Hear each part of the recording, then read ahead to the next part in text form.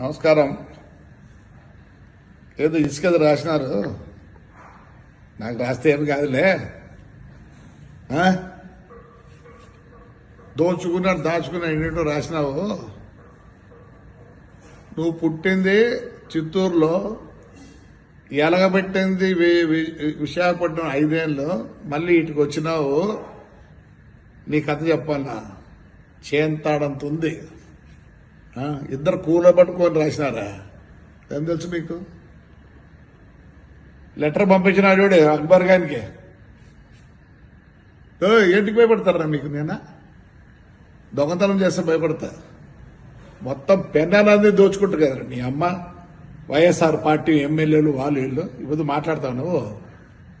తెలియని పనికి వాళ్ళోడా. ఎవరు ఏం చేస్తావురా? రాస్తావా? ఏం రాస్తావురా?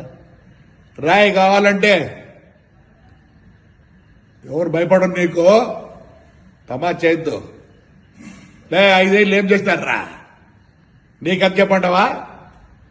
ఎలక్షన్ టైంలో అమెరికాకు పోయినావు, ఏటిపోయినావురా? నీ పిల్లలకు చదువు కూడా రాదు, లాను రికమెండ్ చేసి పంపించినారంటే నీకు అది చెప్పంటావా?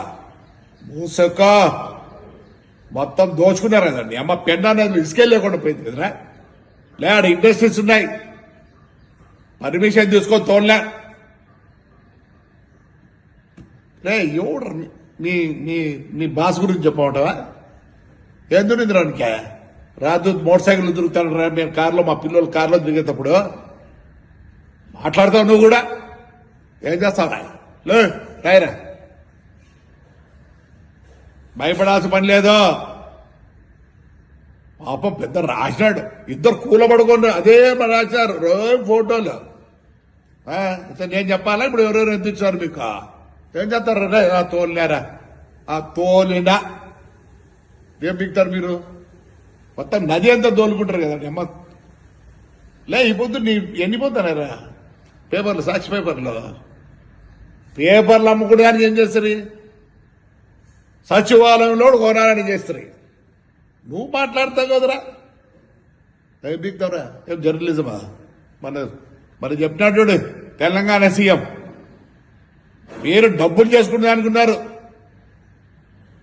మళ్ళీ మమ్మల్ని మాట్లాడతారా? ఏం బిగుతావు లే శాసిక? ఏం బిగుతావు? ఏం బిగుతావురా నువ్వు?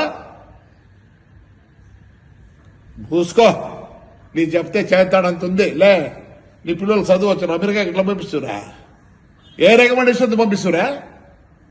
దోచుకో నీ కథ అంతా చెప్పాల్సి వస్తుంది.